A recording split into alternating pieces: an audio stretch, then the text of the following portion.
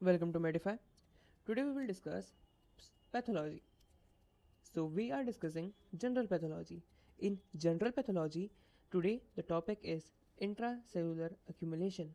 In intracellular accumulation, we will discuss first fat accumulation, then protein accumulation, then pigment accumulation, and last we will discuss calcium accumulation or calcification.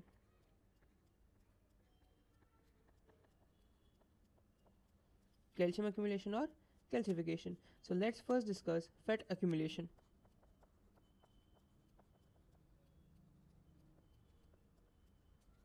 In fat accumulation, let's discuss liver and a very renowned pathology which is fatty liver. Fatty liver क्या होता है? Fatty liver, जब liver में बहुत सारा fat आ जाए तो fatty liver है। तो उसकी ईटियोलॉजी यानी कि कॉजेस क्या है? सबसे पहला ब्लू से लिखता हूँ। सबसे पहला इंक्रीज डाइट फैट, जो तुम खाते हो फैट वो बहुत ज़्यादा बढ़ गया है। सेकंड, लीवर के सेल डैमेज हो गए, तो liver cellular damage. Third, increase fat from periphery, यानी कि जो पेरीफेरी में तुम्हारा फैट गया था यूटिलाइज होने के लिए वो वापस आ चुका है, रिटर्न आ गया तुम्हारे कहाँ पे? लीवर के अंदर। So increase fat from periphery of the body. Fourth, toxins, है ना। सो द एक्सेस फैट, इससे इन सबसे क्या होगा भैया? इन सबसे होगा एक्सेस फैट डिपॉजिट। और इसकी माइक्रोस्कोपी की बात अगर अपन करें थोड़ी बहुत, कि ये जो फैटी लीवर है ये दिखता कैसा होगा माइक्रोस्कोप में? तो माइक्रोस्कोपी में याद रखना फैट कैसा दिखता है? Fat is clear, yes, clear दिखता है, वाइट कलर का। लेकिन बहुत सारे ऐसे अलग अलग कंपोनेंट्स है अपनी बॉडी के जो कि माइक्रोस्कोप में क्लियर दिखते हैं। जैसे कि कोई भी फ्लूइड हो गया प्रोटीन को छोड़ के, कोई भी फ्लूइड जिसमें प्रोटीन नहीं है वो तुमको क्लियर ही दिखेगा। यस, वो तुमको क्लियर ही दिखेगा। तो अपन पता कैसे करेंगे कि फैट है? तो फैट का पता करने के लिए we have special stain. Special stain. So what is the special stain for fat? सबसे पहला सुडान ब्लैक। सुडान ब्लैक नाम में छुपा है कौन से कलर दिखेगा इसमें? तो कौन सा कलर दिखेगा? ब्लैक कलर दिखेगा। और दूसरा कौन सा है? दूसरा है ऑयल रेड। कौन सा कलर दिखेगा उसमें? रेड का, रेड कलर दिखेगा फैट का। ठीक है, so let's start. Sudan black जो है वो काम कैसे करता है? तो याद रखना सुडान ब्लैक जो होता है, सबसे पहले जो लीवर आएगी, लीवर की बायोप्सी का जो छोटा सा पार्ट आएगा ऑर्गन का, उसको सबसे पहले तो डीप फ्रीज करना। क्या करना? Deep freeze. डीप फ्रीज करने के बाद में जो फैट है जो कि रिटेन कर गया है उसमें अपन डालेंगे सुडान ब्लैक की स्टेन, कलर स्टेन जो है सुडान ब्लैक का, वो कलर स्टेन।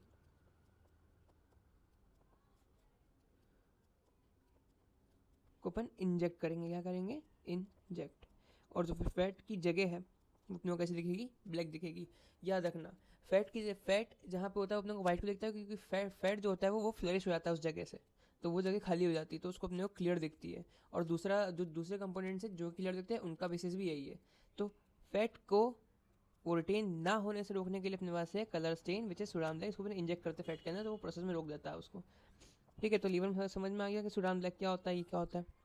ठीक है, अब बात करते हैं अपन हार्ट की। यानी कि हार्ट पे तुम्हारा फैट जो अक्यूमुलेट होगा वो कहाँ होगा? तो याद रखना येलो फैट और ऑन ब्राउन मसल। ऐसा क्यों लिखते हैं यहाँ पे? ऐसा इसलिए लिखा हुआ क्योंकि ब्राउन मसल किसकी है? हार्ट की। और उसको फैट आया था येलो कलर का। ठीक है, तो येलो फैट का क्या मतलब है? येलो फैट का मतलब ये कोलेस्ट्रॉल होता। कोलेस्ट्रॉल होता, और याद रखना या फिर कोलेस्ट्रॉल एस्टर होगा। क्या होगा? कोलेस्ट्रॉल एस्टर होगा। और ये जो कंडीशन होती है जिसमें हार्ट में फैट अक्यूमुलेट हो जाता है, अगर वो कंडीशन तुम्हारी इंक्रीज करती रही विद टाइम कि भैया 3 साल से फैट फैट जमा हो ही रहा है, हो ही रहा है, हो रहा है, so it leads to atherosclerosis.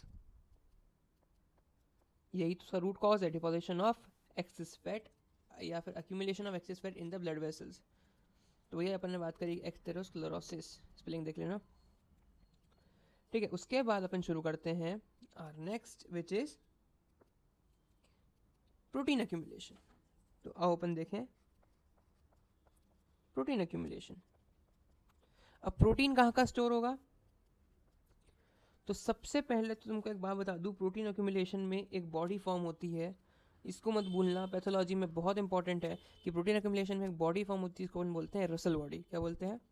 Russell body. अभी जो रसल बॉडी है क्या है? तो याद रखना, plasma protein, plasma protein accumulation कहाँ पे? Inside plasma cells. जो प्लाज्मा सेल्स हैं उनके अंदर प्रोटीन का एक्सेस जमा हो जाना, यानी कि प्लाज्मा प्रोटीन का अक्यूमुलेशन हो जाना। और प्लाज्मा प्रोटीन क्या होते हैं? Antibody, immunoglobins. क्या होते हैं? एंटीबॉडी इम्यूनोग्लोबिन्स होते हैं। मतलब एंटीबॉडी का ज़्यादा बन जाना। क्या क्या कौन सी बॉडी बनाएंगे? Russell's body. कहाँ कहाँ मिलती है? प्लाज्मा सेल्स में मिलती है। और क्या होती है? प्लाज्मा प्रोटीन का एक्सेस जमा हो जाना या फिर एक्सेस अक्यूमुलेट हो जाना। और सबसे इंपॉर्टेंट कि ये जो रसल बॉडी है फॉर्म क्यों होती है? तो ये इसलिए फॉर्म होती है because alpha 1 anti trypsin. What is trypsin? Trypsin एक एंजाइम होता है जो कि प्रोटीन को डिग्रेड कर देता है। क्या करता है? प्रोटीन को डिग्रेड कर देता है। तो अल्फा 1 एंटी ट्रिप्सिन एंजाइम की डेफिशिएंसी क्या लीड करेगी? प्रोटीन अक्यूमुलेशन को।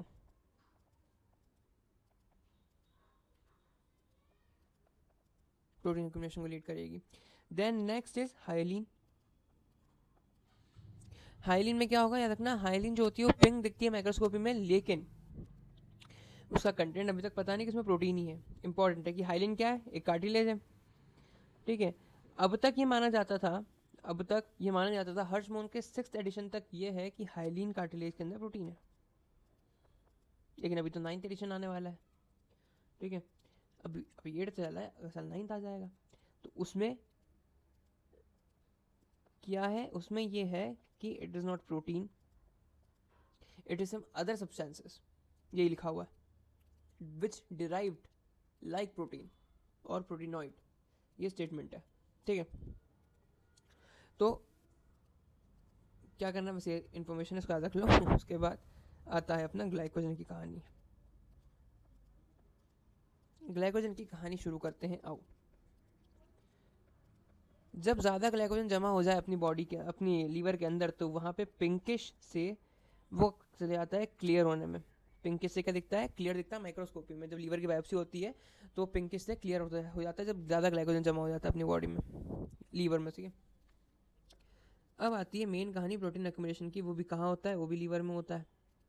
तो भैया लीवर में पिंक इंट्रासेलुलर या इंट्रासेलुलर एक्यूमुलेशन होगा। इसके अंदर दो चीज़ हो सकती है, या तो ग्लाइकोजन होगा या तो प्रोटीन होगा। अब देखते हैं कि इन दोनों में डिफरेंस क्या है। सुनना, एक टेस्ट होता है विच इज PAS टेस्ट। कौन सा टेस्ट? PAS test. अभी PAS का फुल फॉर्म क्या है? तो याद रखना, PAS is equals to periodic acid shift. Periodic acid shift जिसको अपन यूज करते हैं, ठीक है, इसको अपन यूज करते हैं। इसमें आता है डिक्टेज एंजाइम। कौन सा एंजाइम? डाई एसिटेज एंजाइम आता है। उस डाई एसिटेज एंजाइम में अपन सैकराइड डालते हैं। क्या डालते हैं? सैकराइड डालते हैं। और फिर उसको वापस रिपीट करते हैं, पास टेस्ट को वापस रिपीट करते हैं। अब सुनना बात क्या आएगी, जब अपन ने पास टेस्ट इस्तेमाल किया तो दोनों ने पॉजिटिव टेस्ट दिखाया, ये भी पिंक, ये दोनों को दोनों कैसे कौन से कलर के हो गए, डार्क पिंक कलर के हो गए। कौन से कलर के हो गए, डार्क पिंक कलर के हो गए। अब जैसे ही तुमने डाला डिक्टेज एंजाइम तो ये नो रिएक्शन शो करेगा, लेकिन ये शो कर देगा रिएक्शन, यानी कि यहाँ पे क्या होगा, जो ग्लाइकोजन है वो हो जाएगा डाइजेस्ट ग्लाइकोजन, ठीक है, जो ग्लाइकोजन है वो डाइजेस्ट हो गया। अब क्या है, ग्लाइकोजन टूटा, ग्लाइकोजन टूट के क्या बना, glucose. What is glucose, monosaccharide. तो वहाँ पे और सेक्राइड डाला अपन ने, उस और सेक्राइड को डालने के बाद अपन ने वापस पास किया, रिपीट करा पास को, तो अपने को मिल गया नेगेटिव टेस्ट, यानी कि पास नेगेटिव दे दिया उसने। जब सारे ग्लाइकोजन सारा कंसंट्रेशन ग्लाइकोजन का खत्म हो गया तो पास नेगेटिव हो गया, और प्रोटीन तो अभी पॉजिटिव टेस्ट दे रहा है, यानी प्रोटीन में तो अभी भी कौन सा कलर दिख रहा है, डार्क पिंक कलर। और यहाँ कौन सा कलर दिखेगा, क्लियर, यहाँ कोई कलर नहीं दिखेगा, ठीक है। तो क्या अपन ने पता कैसे करा, प्रोटीन और ग्लाइकोजन में डिफरेंस कैसे निकाला, याद रखना। एक होता है पास टेस्ट, वो पास टेस्ट अपन ने दिया, दोनों पॉजिटिव आ गए स्टार्टिंग में, जब ग्लाइकोजन की भी अच्छी खासी कंसंट्रेशन थी लीवर में, प्रोटीन की भी थी, तो दोनों पॉजिटिव आ गए, तो दोनों मतलब पूरा जो स्लाइड थी वो डार्क पिंक कलर की होगी। उसका अपन ने डायसिटीज एंजाइम डाला, डायसिटीज एंजाइम में प्रोटीन ने कोई रिएक्शन नहीं दी, लेकिन ग्लाइकोजन डाइजेस्ट हो गया, कुछ अमाउंट ऑफ ग्लाइकोजन डाइजेस्ट हुआ। जैसे जैसे अपन ने पास रिपीट करते गए सारा ग्लाइकोजन कन्वर्ट हो गया सेक्राइड में। जैसे ही सारा ग्लाइकोजन खत्म हुआ तो उसने पास टेस्ट पॉजिटिव देना बंद कर दिया, और वो कन्वर्ट हो गया पिंकिश टू क्लियर में। और वहीं अपना जो प्रोटीन है वो तो खत्म हो ही नहीं रहा था, तो वो डार्क पिंक कलर ही देता रहेगा। तो ऐसे में डिफर कर लिया which is glycogen and which is protein. Now let's we start our third topic, which is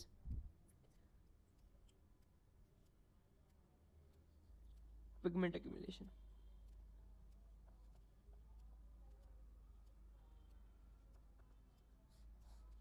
अभी जो पिगमेंट accumulation है ये दो टाइप का होता है, मतलब जो पिगमेंट होते हैं वो दो टाइप के होते हैं इसमें, एक एंडोजीनियस पिगमेंट और एक एक्सोजीनियस पिगमेंट। एंडोजीनियस मतलब जो अंदर से ही डेवलप उसमें अंदर स्टोर हो रहा है, और एक्सोजीनियस यानी कि बाहर से अपन दे रहे हैं,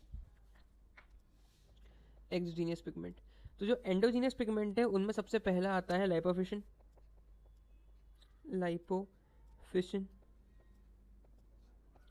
second number is haemosiderin, third is copper, fourth is melanin. So in lipofuscin, let's start first endogenous में सबसे पहला आता है lipofuscin।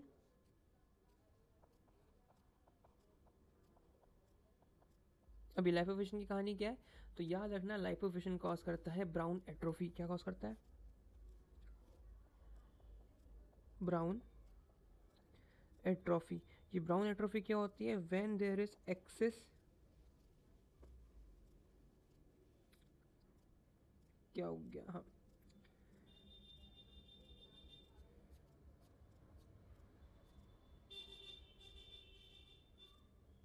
बहुत सारा पढ़ लिया तुम लोगों ने। हाँ, लाइपोफिशन की मेन कहानी क्या होती है, when there is access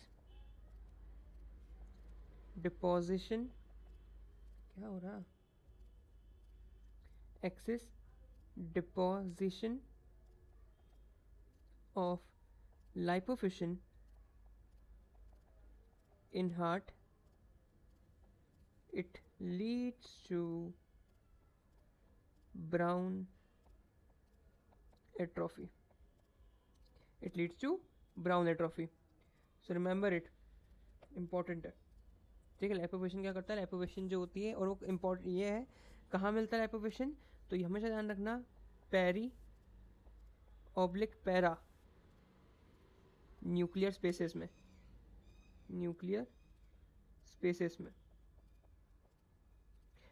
peri और पैरा न्यूक्लियर स्पेसेस में मिलता है, पहली चीज। दूसरी चीज एक्सेस डिपोजिशन ऑफ लाइपोफिशन जब हार्ट में जाता है तो वो कॉज होता है ब्राउन एट्रोफी।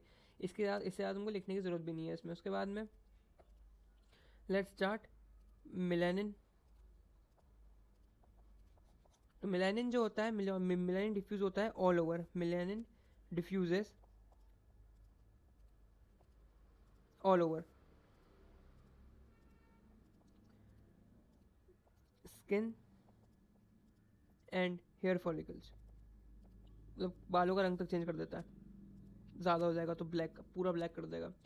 और स्टेन कौन सा लगता है इसमें मिलन को पता करने के लिए? स्टेन इज मॉनसून फॉन्टेन है, याद रखना, मैसॉन फॉन्टेने, मैसॉन फॉन्टेने, क्या बोलोगे? Masson Fontana. Now let's start haemosiderin, ये अच्छा है, बड़ा मतलब थोड़ा सा। Haemosiderin, what is haemosiderin? Stored form of iron, ये तो पता है ना। और what is ferritin? Transfer form of iron. Iron किस फॉर्म में ट्रांसफर होता है? फेरेटिन के फॉर्म में। और किस फॉर्म में स्टोर होता है? हीमोसिड्रिन के फॉर्म में। तो भैया हीमोसिड्रिन भैया क्या है? एक्सिस आयरन है, उसके बाद गोल्डन ब्राउन कलर का होता है, ठीक है। इसमें कौन से स्टेन लगाते हैं? तो याद रखना, इसमें स्पेशल स्टेन्स लगते हैं हीमोसिड्रिन को पता करने के लिए। Perls oblique Persian blue, Perls oblique Persian blue, कौन सा कलर का दिखेगा इसमें आयरन? ब्लू कलर का, ऑब्वियसली बात है। और हाँ, ये इंपॉर्टेंट है कि ये स्टेन जो होते हैं, ये स्टेन फेरेटिन में काम नहीं करेंगे। डू नॉट फॉर फेरेटिन, ये स्टेन फेरेटिन में काम नहीं करते, सिर्फ हीमोसिड्रिन में काम करते हैं। What is haemosiderin? ये क्लियर रखना अपने दिमाग में। Haemosiderin stored form of iron है। और what is ferritin? Transfer form of iron. Iron किस फॉर्म में ट्रांसफर होगा? फेरेटिन के फॉर्म में। किस फॉर्म में स्टोर होगा? तो वो स्टोर होगा तुम्हारे हीमोसिड्रिन के फॉर्म में। Okay then next, copper. Now copper, सबको पता है कॉपर में एक डिसीज आई थी, विल्सन डिसीज, ठीक है। विल्सन डिसीज, गोल्डन आइस, ठीक है। और इसमें कौन सी वो स्टेन लगती है? तो ऑर्सन बोल सकते हैं, या फिर दूसरा नाम उसका है, क्या नाम था? रोडैमिन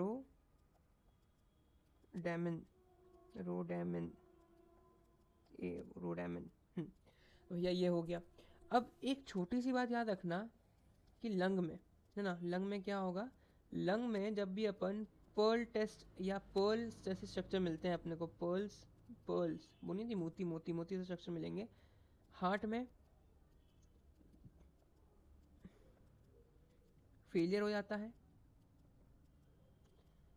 ठीक है। उसके बाद आता है अपने पास, फेलियर कब होता है? जब देखो, लंग में पर्ल जैसे स्ट्रक्चर मिले, हार्ट फेल होने लगे, या फिर इलोंगेटेड फाइबर्स पॉजिटिव मिले।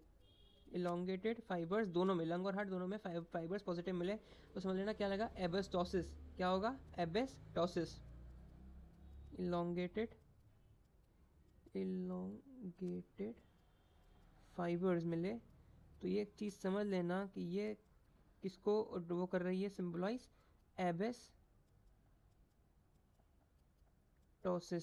कौन सी चीज़ है? पहले बात, लंग में पर्ल शेप क्या मिले? पर्ल पॉजिटिव स्ट्रक्चर मिले, PEARL, pearl positive structure. Then heart fail होने लगे, और तीसरा इलोंगेटेड फाइबर्स मिले। तो अब तक अपन ने बात करी किस किस की? अब तक अपन ने बात कर ली लाइपोफिशन की, मेलानिन की, हीमोसिड्रिन की, कॉपर की, और छोटी बात करी अपन ने एबेस्टोसिस की। लेकिन ये सारी कहानियां तो है एंडोजीनियस। एक्सोजीनियस की बात अपन करेंगे नहीं, क्योंकि सीधी सीधी बात है, एक्सोजीनियस में एक ही पिगमेंट है, विच इज टैटू। टैटू की क्या बात करोगे, है ना? तो टैटू है। उसके बाद अपन देखते हैं, in last we will discuss about accumulation of calcium. अब कैल्शियम के accumulation को अपन बोलते हैं कैल्सिफिकेशन।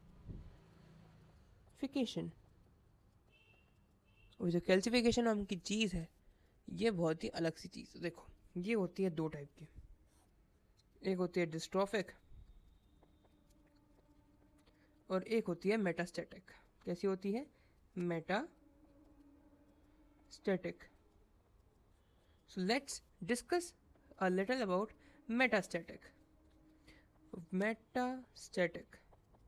तो जो मेटास्टैटिक होती है, उसका बेस क्या है, सुनना, change calcium metabolism, change calcium metabolism और कैल्शियम हीमोस्टेसिस, यानी कि किसी ऑर्गन या किसी टिश्यू के अंदर कैल्शियम के मेटाबॉलिज्म का चेंज हो जाना या कैल्शियम के हीमोस्टेसिस का चेंज हो जाना, इसको अपन बोलते हैं मेटास्टैटिक कैल्सिफिकेशन। और ये जो कहानी है मेटास्टैटिक कैल्सिफिकेशन की, इसकी इटियोलॉजी क्या होती है, इनकी कॉजेज क्या होते हैं? पहला, hyper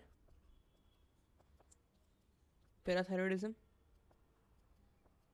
parathyroidism.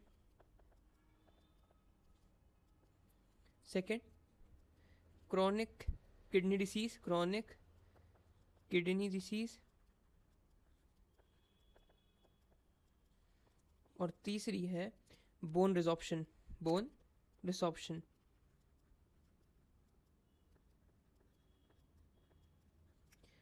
Example in multiple myeloma.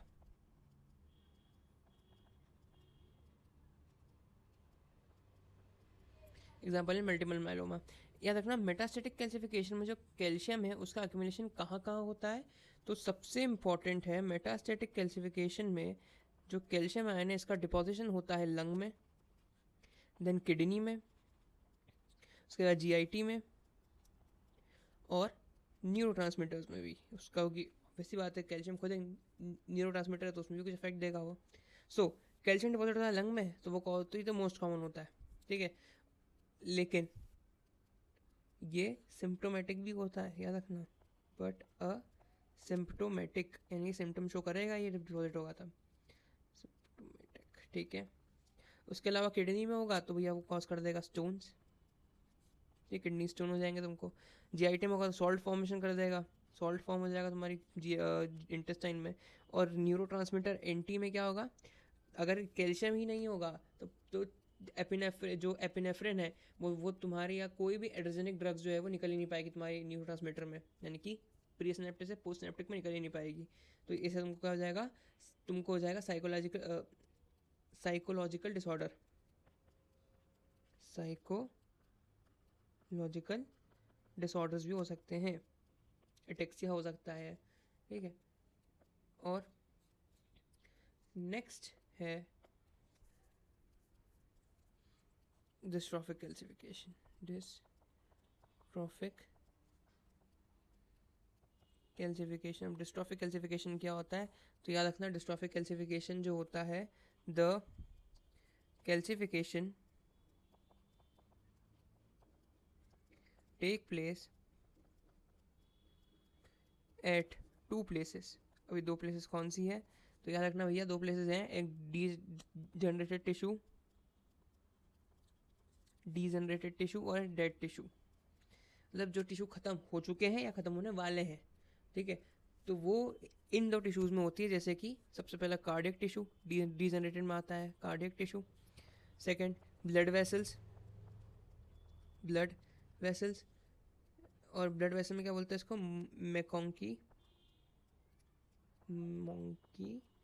Berg sclerosis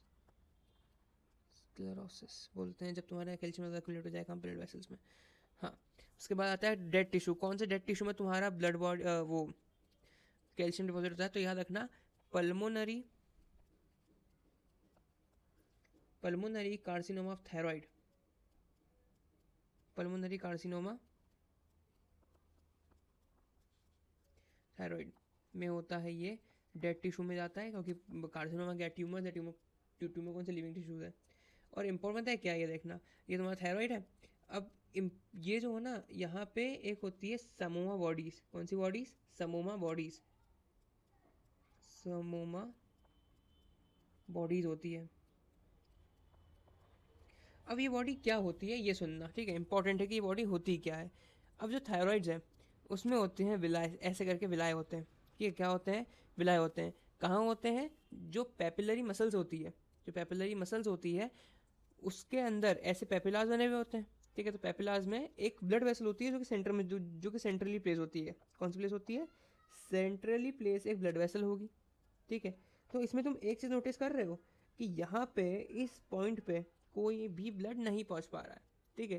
तो यहाँ पे क्या हुआ, इतनी सी जगह पे ये टिप है, इस टिप पे कोई ब्लड नहीं पहुँच रहा है, ठीक है।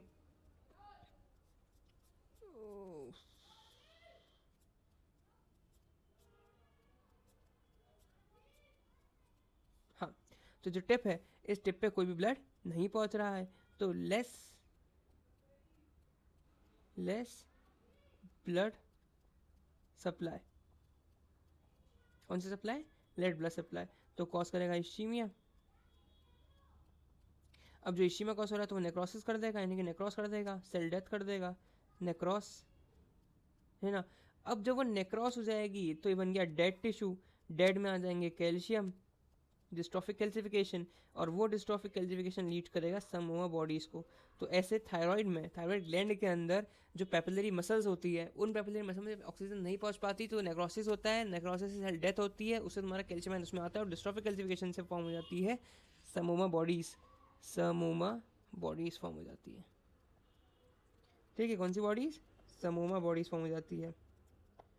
Then we will discuss dystrophic calcification जो होते हैं वो सिर्फ इसी में नहीं होते कि थायराइड में हो रहे हैं, वो तुम्हारे मेनिंजियोमा में होती है, जब मेनिंजस में जो ट्यूमर होता है उसमें भी तुमको ऐसे डिस्ट्रॉफिक कैल्सिफिकेशन कॉज हो जाता है।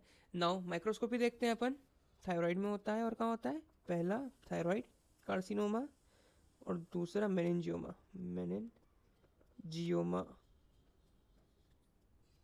ठीक है। देन इन माइक्रोस्कोपी जो कैल्सिफिकेशन में कैसे दिखेंगे, तो ये देखना, कैल्शियम 2+ जो होता है वो दिखता है ब्लूइश कलर का, कौन सा कलर का, ब्लूइश कलर का। तो भैया अब इसमें भी आती है स्पेशल स्टेन, क्योंकि ब्लूइश तो अपनी वो भी दिखते हैं न्यूक्लियस, ठीक है। तो न्यूक्लियस में पता कैसे करेंगे, तो उसमें आती है स्पेशल स्टेन आती है इसके लिए भी, कैल्शियम के लिए। तो वो कौन सी स्टेन होती है, याद रखना, वॉन कोसा, कौन सी होती है, वॉन कोसा, और कौन सा कलर देगी, ब्लैक कलर देगी। इंपॉर्टेंट क्या है, ब्लैक कलर और का मिल रहा है, सूडान ब्लैक में मिल रहा है, जब तुम्हारा फैट का अपन देख रहे थे तो सूडान ब्लैक आती है, और इसके अलावा एक और आती है विच इज एलिजरिन रेड, इसके अलावा और एक और आती है एलिजरिन रेड। तो भैया ये था इंटरसेलुलर एक्यूमुलेशन। अब हम आपको धन्यवाद देना चाहते हैं, थैंक यू, आपका बहुत बहुत, आप हमारे चैनल तक आए, आपने पढ़ा। जय श्री, अगर समझ में आया हो तो लाइक शेयर कमेंट कर देना भैया। अगर कुछ डाउट हो या कोई भी क्वेरी हो तो कमेंट सेक्शन में लिख देना। हमारे चैनल के नोट्स चाहिए तो वो भी कमेंट सेक्शन में लिख दो, उसकी भी लिंक मैं डिस्क्रिप्शन में पिन कर दूंगा। अब मिलते हैं नेक्स्ट वीडियो में। नेक्स्ट वीडियो पैथोलॉजी में अपन पढ़ेंगे इन्फ्लामेशन की 2 वीडियो आएगी, एक होगी एक्यूट पे, एक होगी क्रॉनिक पे, और फार्मा चल ही रहा है साइड बाय साइड। फार्मा में भी मैं डिस्कस करके बना